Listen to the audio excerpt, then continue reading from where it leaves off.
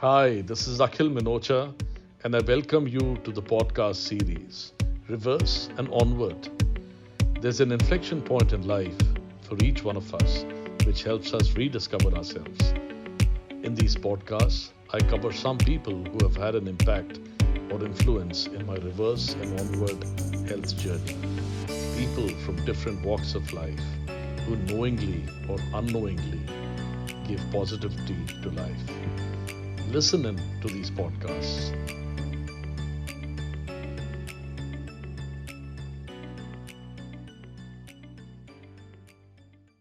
So moving on, how do you keep yourselves motivated? Let's move to that element, and how importantly people you coach, are motivated themselves, and how do you keep them motivated? It's like I said earlier, it's hilarious to see chats or tweets where people wriggle out of their diet routine, citing frivolous excuses. Some of those you kind of masked names and posted. So that's fairly hilarious, and it would be quite an ordeal on coaching, some of those. So, experiences that you've had, and how do you kind of deal with that?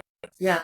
So I think a very a very important point to note that usually people who at least 85% of my clients, right, tend to be 30 and above, mid 30s, early 40s, late 40s. Okay. So usually most of them tend to be very, very career oriented or entrepreneurs, senior management and leadership roles like yours. A lot of CXOs, CTOs, country heads of companies, and I have NDAs with them, so I can't name them. So it's that kind of a profile. And where it is women, it's a lot of business owners and things like that who work with me. Not that I don't cater to housewives and homemakers and other there are, but this is the larger part of my clientele. Okay.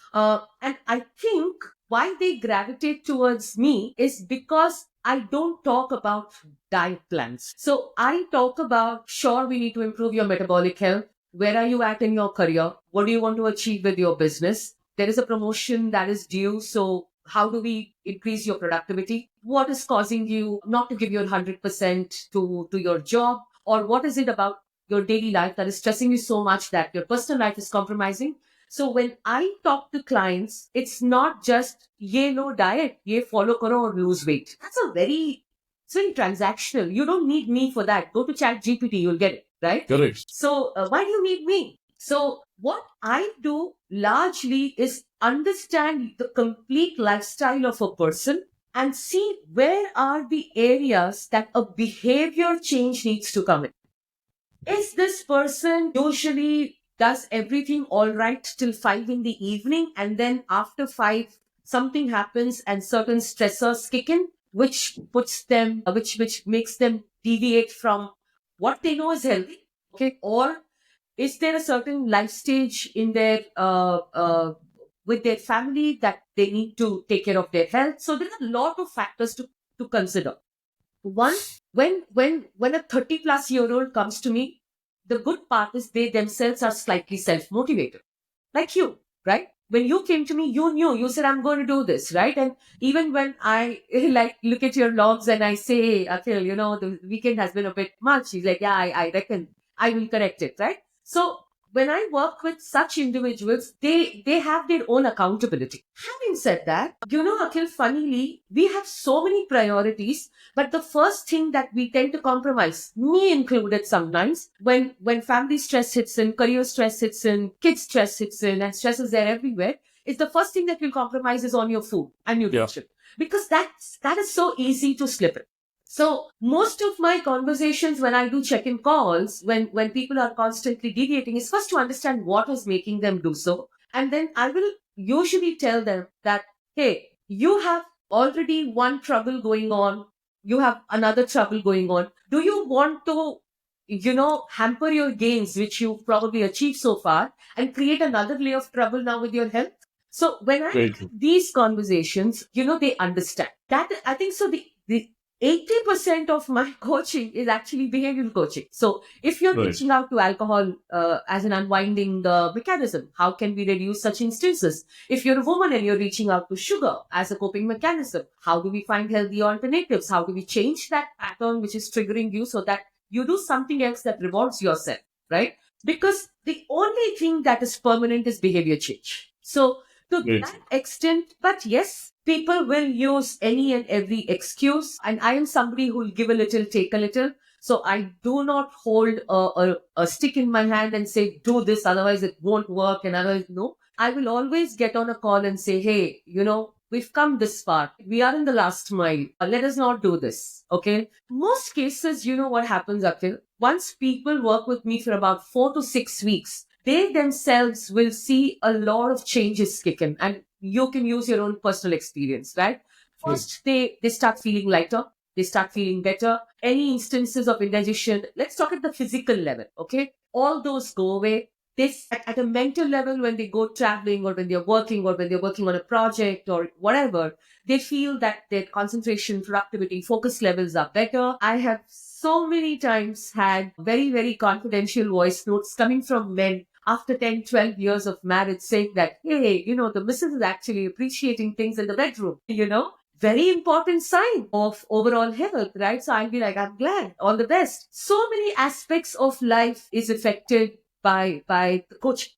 Now, the second part, what I do is I try to give, and the first 4 to 6 weeks is where I work the hardest, because I know that if I don't get my clients certain small wins and rewards, the person is not going to have motivation. So within the 4 to 6 weeks, I work the hardest along with, it's not that I don't work later, but I work the hardest to see that they get small wins earlier. It is those wins, whether physical, mental, emotional, sexual, behavior, that keeps them going. And when they keep going for a considerable period of time, they make it their lives. Sangeeta, this was very insightful. I would like to kind of draw a parallel or at least share my thoughts on some of the aspects that you said, right? So, as a sales leader in a technology firm, a lot of people ask me that why reverse and not word? Why are you doing a technology, a health focused podcast? And what do you really need to gain through all of this? So two aspects on that, right? I mean, what we are, and I'm kind of just blending some of your conversation just to kind of set the essence of it. What I tell them is that, what you are is not the job that you really do. That's one part of it, right? That's not your persona. That's the reason why people take up to golf or they take up to cricket or anything else. So what you are overall as a person is what really defines you. Right? Yeah. And a podcast, for example, I'm speaking to you right now. As a sales leader, I need to be good in my communication skills. I need to be presentable to the customers. I need to have a smooth communication flow. In fact, there's an article that I posted on LinkedIn which says that why do I do my podcast, right? And that draws up some of the things to it. So it's a holistic persona that you kind of develop through chasing your passion, right? This could be one of my passions, for example. The other piece is the health and fitness. Now today, and you spoke about some executives who want to be masked or you don't want to reveal their identity. I'm fairly candid and I'm open, of course, and it's an individual choice to say that, yes, Sangeeta made a difference to me, right? At some point of time, I had made a difference to myself, but I needed a Sangeeta here to make that difference to me. And there are so many of us who are getting burnt out day in and day out. You hear about supposedly very healthy people having heart attacks and who are leaving the world, right? So it's paramount. So health and fitness, especially for people in my age bracket and beyond, is so important to kind of sustain, right? And so I'm just sharing some of the thoughts that I resonate On that with. note, I'll tell you, and I can share this anecdote because the gentleman actually wrote a massive LinkedIn post and in the end thanked me for his fitness journey. Was a gentleman by the name Sundar who headed GSK, the pharma company in Sri Lanka, who consulted me a year and a half ago, and we worked together for 6 months. In 6 months, I think I took him from, he had, there was considerable weight gain. There was very intelligent and very passionate gentleman, and there was considerable weight gain. He was in his 40s, early 40s. There was no physical routine, such a high pressure role. So we worked together for 6 months, and when he moved into a new assignment in Bombay, and when he wrote that note, he was 12 kgs lighter. And it's just not about weight. He had started strength training because I had pushed him into that. He got himself a trainer. He used to send me his pictures, his progress, saying that I couldn't bench press 5 kgs. I am doing 30. the way he looked, and he said, Sangeeta, when I walked into the Bombay headquarters as in this new role as a country head, I cannot describe how I owned the room. And the owning of the room was not because of the designation I held. The owning of the room was because of probably the aura I carried and that work that I put into my nutrition. It reflected on my body, it reflected on my body language, and I was imbibing all the values of the organization and of myself to such a large set of employees. So they looked up to me. Right. It was such a great, and he continues to be in touch with me. And that is the power of reclaiming your metabolic health. It's not about having a six-pack ab. It's not about posting a selfie showing big biceps. All those are great, okay? But the kind of confidence, the kind of mental clarity, the kind of inspiration that you become to people around you, especially when there are many people, including your children, looking up to you, I think that is what we should be chasing as adults, as parents, as leaders in organizations. Completely agree. In fact, somebody whom I got to know recently falls within that bracket of the persona that you're defining. I'm happy to share his name because I'm sure he would not mind. So his name is Nishant Bhardwaj, and he's known for running marathons in a suit. Right. Yeah. And he passes that message. I don't know whether you followed him on social media. So he passes that message stating that when we are at our corporate job, we really we feel, or we are kind of bound that we don't get time to work out and we don't time to go and run. So he's passing that message that just, pick up your shoes, just put on your sports shoes or your running shoes and sneakers and just kind of hit the road and start running. So you're right. I mean, there's so much of awareness which is building up in executives. Now, moving on and getting back to my story, right? And I'm saying that because I want to relate with some of the things that we've been discussing. So a few years back, or in fact, when I had really put on weight, when I had my first wake-up call, I was advised statins by doctors and I was asked to take them. So, in fact, I'd gone to 2 or 3 doctors. Everybody advised statins, which is the prime cholesterol medication. And I decided not to take them. And I successfully reversed the onset of cholesterol at that point of time with the right diet. I've been following my cholesterol over the last few years, and I have, medically I'm saying by what the blood work shows, the cholesterol has been near normal, and I don't need a statin. So that theory of doctors of advising statins has proved wrong, and my belief has proved right. But it's not about proving anybody right or wrong. In fact, doctors, some of the good doctors today are also very humble in embracing lifestyle-related healing as the fact that, yes, because they have themselves been surprised that apart from medication, an integrated healing lifestyle or lifestyle-based healing is good. So I did what was right for me, but that's me, right? Not a one size fits all, I would say.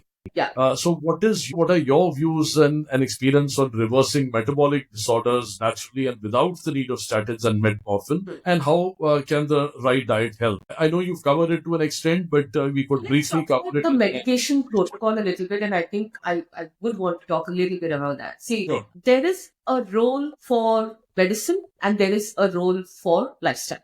Right. Medicines like metformin, insulin injections, statins, they will temporarily come and do the damage control that they need to. To that extent, Akhil, depending upon the severity and the risk that you are at. Now, Right. This risk is multifactorial. Let us understand that. So I'm not going to be one of those ones who says statin is $1 billion. Of course, statin is $1 billion industry. Is it being misused? Sure it is. Can it save lives? Yes, it can. Again, the question is, who is the person that it is being administered to, right? So most diseases, most conditions are multifactorial. If we want to talk about, now, let me be very, very clear, and I've said this a million times, okay? The decision whether you should take a pill, whether it's a statin or whether it's a GLP-1, whether it's metformin, whether it's insulin, okay, is a decision between my client and their doctor. Don't even, because I am under no legal, I do not have the legal authority, okay, given that I'm a nutritionist, I'm not a registered dietitian. So I can't even prescribe a diet. I advise a diet. So in any case, I do not have the I cannot legally tell you not to take, and I will never do that. But what I can do is create a nutrition plan, a lifestyle plan in such a manner, monitor your blood work, where we have certain downward trajectories of improving your blood markers, where you, with your eating pattern and your blood work, can go and have a very candid, real conversation with your doctor saying, hey, I've been working with this person. This is my diet. This is the 3-month history of my blood work. Look how the trajectory, and I map all of this for my clients along with their blood work. I create an Excel and I say, hey, go have a conversation. Most cases, if the doctor is an understanding, well, decent doctor, most cases they'll say, good, stay on the diet. See, doctors will always be a little cautious. That's their job. I appreciate that. Okay. They're not going to say, oh, great, let's get you off everything. It doesn't work like that because they come from first do no harm, and they want to see a little more evidence that you are doing well and you're not at risk and this is not a flash in the pan. Okay?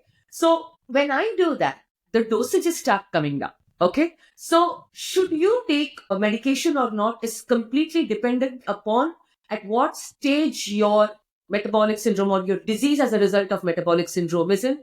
What are your risk levels? Okay. Is it just that your LDL is high? Do you have an ApoB problem? Is there an LP little a problem? Is there family genetics involved? What are your comorbidities? Do you also have hypertension? Okay. Are you also obese? Are you also chronically drinking? So there are so many things to consider when a person is a candidate for a statin or any other medication. If you Right. resolve all these things and you take it to a doctor, most times the doctor will reduce it and they bring it down to a therapeutic dosage. Like, for example, statin dose may come to 5 mg. Okay. And or a metformin, I think it has come down from multiple tablets and multiple dosage to like a 500 mg therapeutic dosage of metformin, which is safe. I consider it a win when you come there and even the client or the person is hugely motivated to say, hey, my God, all my prescription medications have been de-prescribed. Okay. Correct. So going to medication as the first port of call without resolving your lifestyle or nutrition, especially when it comes to metabolic syndrome, you're not going to win the game long term. It's going to get complicated and complicated and complicated. And in that case, probably you're on a different path to just more and more medication. Okay, so the question is again, who is asking that question? What is your gumption? What is your discipline? There are so many questions to ask, but to answer your question, in my practice, de-prescribing happens very often. And I'll tell you one more thing. When clients work with me for 6 months to 8 months, if they find that a doctor is not de-prescribing or is not listening to them, they also tend to change their doctors. Saying that Sure. if I am improving, why are you forcefully, give me a good reason to be on Why to continue with the medication?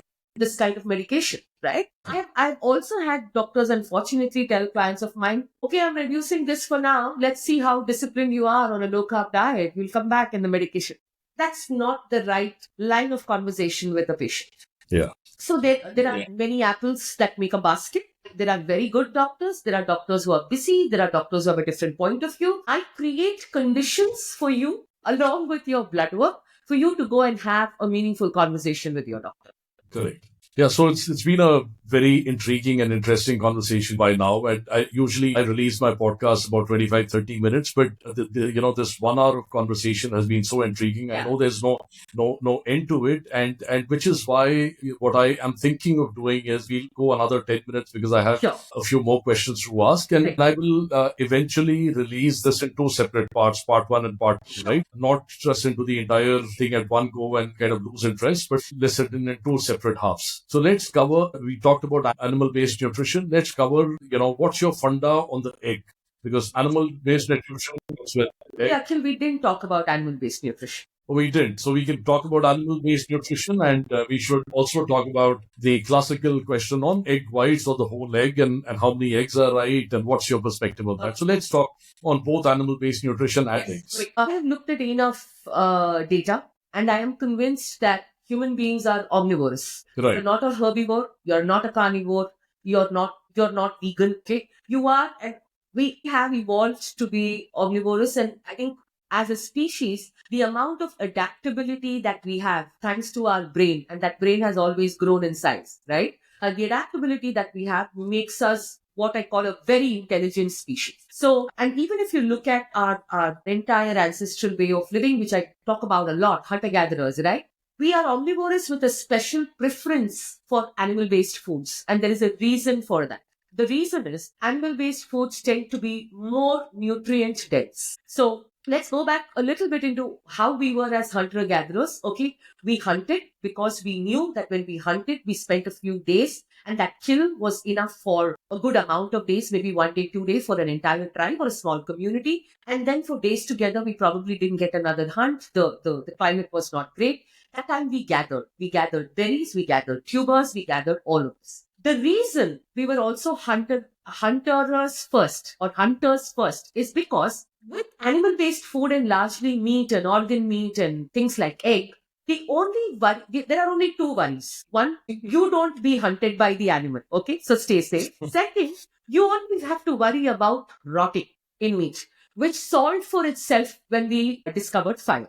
Versus when you are more plant-based and when you're a gatherer, okay, you will be surprised to know that there are thousands and thousands of species of plants, but a very small fraction of it is edible. So with plants, you have to worry, what are the anti-nutrients? Are they dangerous? Are they poisonous? Can they kill you? Because plants can't run, they can't defend themselves. Nature has endowed this kind of a protective mechanism in them, which is the reason why whether you're a vegan today or a vegetarian going a few 100 years or 50 years ago, we evolved for preference to animal-based food.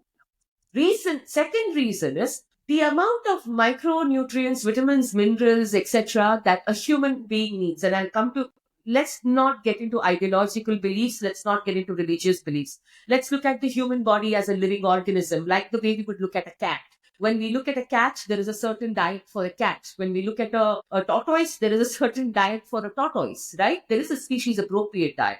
With human beings also, there is a species appropriate diet, but because we are so adaptable, we can do diverse things. But if you look at the human body and the nutrition that it needs, the amount of, like I'm saying, the amount of minerals, vitamins, bioavailable amino acids, readily convertible free fatty acids are all coming from animal-based nutrition. Correct.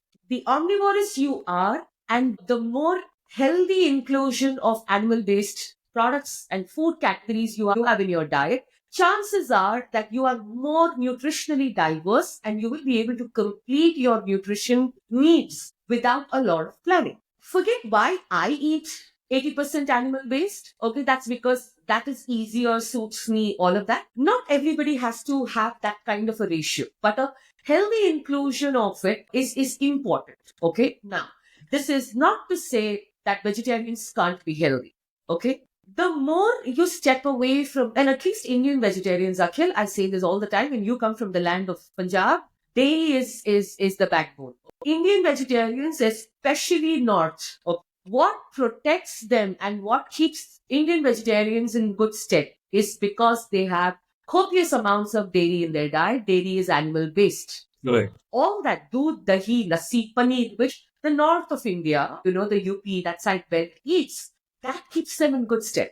That is why if you come down south in India, because we didn't grow up with a lot of dairy and that is not our evolutionary, a lot of south derives its nutrition from fermented dairy because that's what suits us. And a lot of south tends to be meat-based, like northeast and east. So the reason why I chose animal-based is because I chose, if you may want to call it like a USP of sorts. Because what I discovered in the narrative over the last so many years and more so now, that even traditionally meat-eating households were giving up their traditionally meat-eating practices because of this narrative that meat is bad for you.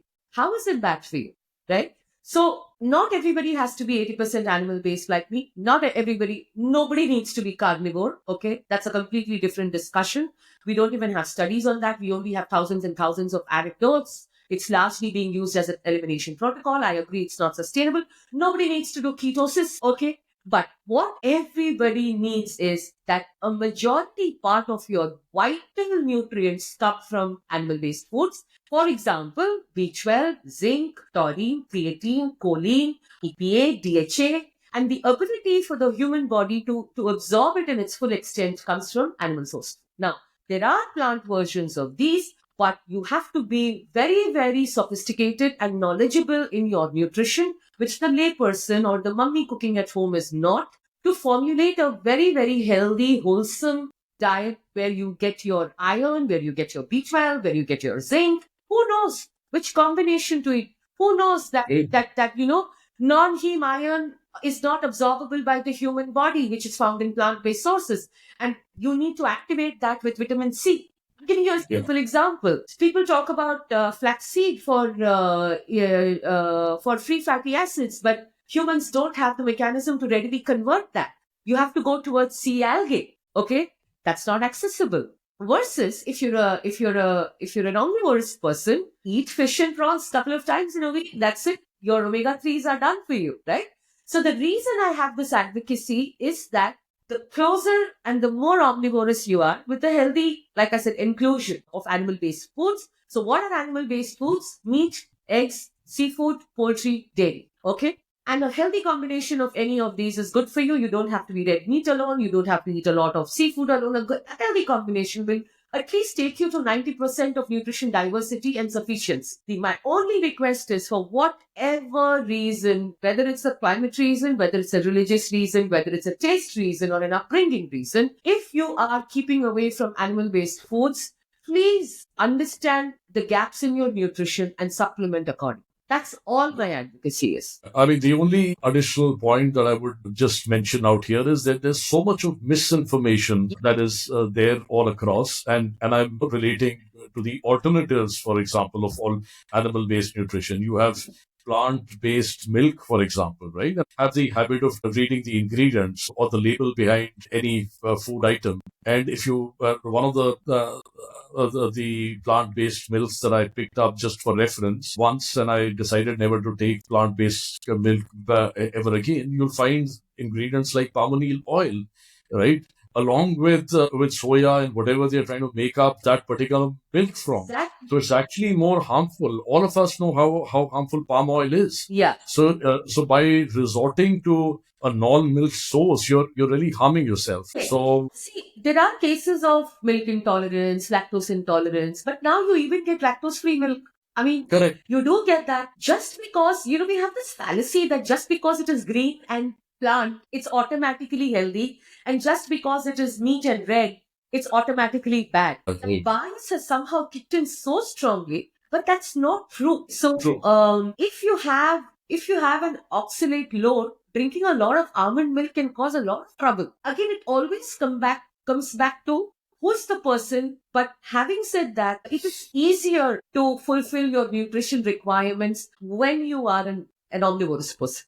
That's the thing. Now, what extent you want to be animal-based, what extent you don't want to be, all those permutations, combinations are possible. Even if you want to be vegetarian, even that's okay. But I just say, just don't have an irrational emotional attachment to the way you eat. That doesn't solve any purpose. I'll move on to a topic which I want to cover, which is which some of our listeners would be willing to hear, and it's controversial. So, which is alcohol. So, right, and I spoke about I reached out and I said that can I have that I have had Old Monk, and you said no, you have Scotch. So, is alcohol admissible in moderation? I know you've covered it a little, but we can just any other comments that you want to speak on that we can, and then we move on to just the last couple of questions before we end. So I want to be very clear about one thing, right? Okay, no amount of alcohol is good for you.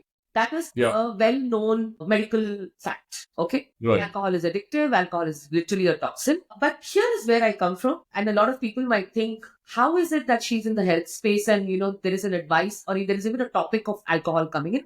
Here's what I do. I am not a doctor. I am not a saint. I am not into some kind of I'm not into telling you what's good or what's bad in that sense, because like I said, normally people who come to me are addicts. Okay? Whatever they are doing in terms of their habits, whether they are sedentary, whether they consume alcohol, whether they smoke, whether they indulge in marijuana, okay? They confide completely in me. My point is to tell them, I always say this, hey, that down the line, this is going to be not healthy for you. Especially when I see that there is a lot of negotiation on it. Okay. What you I know is your Achilles heel. Okay. And I treat sugar negotiation, alcohol negotiation, everything the same. If I see that there is alcohol coming too much in the negotiation or conversation, I'm actually one of those persons who pick up the phone and say, diet and nutrition is not your problem. There is something else going on. You need to like seek the right kind of a counselor or a right kind of a therapist for people who have an alcohol problem. Having said all of that, alcohol is part of everybody's lifestyles. The way I coach is keep it far and few. Don't use it as a coping mechanism. Do not make it a ritual, because if you make it a ritual, it will become a habit. And more importantly, I will tell you the effects it has on your metabolic health, which is what you're consulting me for. So if you are obese and you're coming to me with an NAFLD problem and constantly indulging in alcohol, it's a no-no. So I basically explain to clients what is the downside of drink. From there on, see, everybody likes permission, right? They really like, Sangeeta, 60 ml. I'm like, go for it, okay? But choose the most expensive, best quality alcohol, okay? Please eat healthy along with it, hydrate well, and then give yourself a 10-15 day break, okay? So, I am not here to tell you or to moral police you saying alcohol is good. Everybody who indulges in alcohol smoking knows what they are doing. My job is to tell you, how does it fit into the scheme of things? Is it going overboard? When to stop, or what to choose? Right. Okay. So frankly, Akshay, let me tell you, lots of people are teetotalers, but there are, unfortunately, alcohol is also, whether it's a glass of wine or whether it's a single malt or whether it's a great quality scotch, it's also become part of networking events, business meetings. I have the topmost garment manufacturer of Sri Lanka who's a client, a young guy, 36. He is one day in Paris, the other day in Greece, the other day in Egypt, the other day in London, and I work with him. He tells me, Sangeeta, I was pointing to his alcohol a lot because there was a lot of networking, he says, which he brought down to once in a week. And I said, this is not good for you.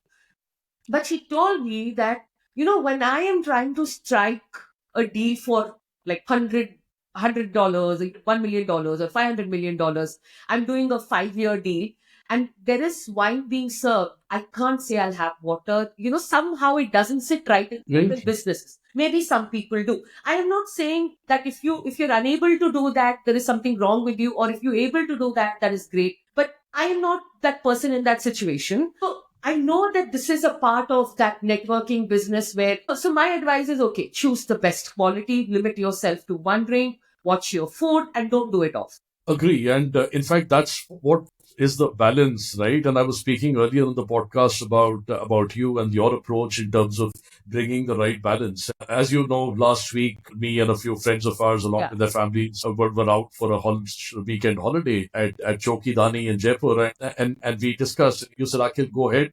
Accommodate for those 2 days, right? And get back to your routine. So, and these are the realities of life. So you have to accommodate for networking, and that also relates with metabolism. And I'm sure you'll agree with me on that part, right? What you tailor or what the way you manage your body more often than not is what your body metabolism adapts to. So for example, if you're on a low carb diet more often than not, and you occasionally take carbs, the body gets used to that kind of mechanism. And let me tell you, taking on that alcohol, or whether it's socializing or whether it's business meeting, and let me take your example, or even this gentleman I spoke about, the Sri Lankan, businessman. When he does that, and when I look at his logs, or even when I look at your logs the next day, I will see you're back to your diet. Okay, I will see you're back to strength training. I will see you're back to running. I see that in him also. So, okay, I know that a glass of wine or a couple of glasses of scotch, but this person is coming back and doing everything that they need to do. If I notice different patterns saying that it's a downward spiral, the food is not good, the person is not, I see that in the log there is no activity, the sleep is compromised, then I will pick up the phone and say, Houston, we have a problem. We need to discuss this. Yeah, I know. I mean, I have had, I have many cases actually, Akhil, I'll be very honest. In Twitter, I've had DMs, people saying, I'm okay, I'm doing this, but in the evening, I have an alcohol problem. Trust me, I don't take those clients. I then get into de-addiction fix the problem, because nutrition is not your problem. What is destroying you is something else. Okay. That's so true. And in fact, I've been so candid with you sometimes on reporting that, yes, I've had 120 ml of scotch, 10 days or 15 days or even 20 days after that, I haven't drank. So it's right. So moving on, and we are now towards the end of the podcast, Sangeeta. Any parting notes or anything that you want to share or communicate with the audience? Yeah, I just want to say that, keep health a priority, because, and frankly, you don't be overwhelmed by, I need to do this and I need to do this and I need to do this. Don't get overwhelmed by, because I'm telling you, Akhil, if you look out on YouTube, on social media, everywhere, one day it's cold shower, one day it's carnivore, one day it's sauna, one day it's don't drink coffee, one day it's drink coffee, one day it is calorie deficit, one day it is low carb. What we need to remember is your metabolic health is the best when, for long periods of time, you do things consistently. All these flash in the pan doesn't matter.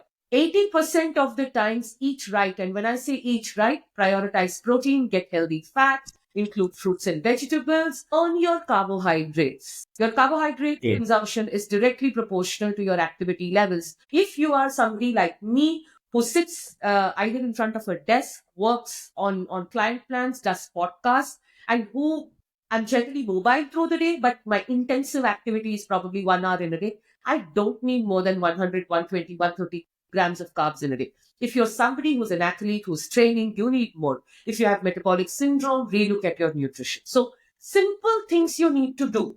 One is that. So 4 or 5 pillars actually. Get your nutrition right. Hydrate well, move with purpose and intent 45 minutes a day, because today I say you have to give that intent, because largely we are all sedentary, no matter what you say. Sleep well and find some way to manage your stress level apart from using substances as coping. Okay. Is that playing with a pet? Is that meditation for you? Is that a walk in nature for you? Whatever that may be. Okay. It is that simple. But the problem is it requires consistency. Everything else, okay, zone 2 cardio, HIIT, sauna, cold shower, all are cherry on. We do none of those actually in our program, and we've seen about 10 kgs kind of go just like that. If you're fairly travel, you have a pretty busy life. Just by fixing 70-80%, we've seen results. And I'm sure we'll see more. So I'm saying don't get caught with all this noise. Take care of your health. Health is, once your health is prioritized, you will start seeing that even if some part of your life is going a little downward spiral, you are better equipped to handle it. Right. That's about it. Absolutely. And it's been very insightful for me. I've learned so much over our conversation at this podcast. I'm sure the fellow listeners and viewers would also have learned quite a bit. So, Sangeeta, you've not just been a coach. I mean, so I've now got a friend for life I can, ping and resort to. So would love to meet you sometime in person when I'm in Hyderabad next. So next time when you're traveling to Delhi, let's have a cup of coffee together. Absolutely. Would be my absolute pleasure. And again, thanks for having me, Akhil. Thank you. And that, fellow listeners, is Sangeeta Iyer and Akhil Minocha signing off from the 13th episode of the Reverse and Onward series. Signing off now. Stay tuned as we get some more intriguing interactions and conversations on the Reverse and Onward. Thank you.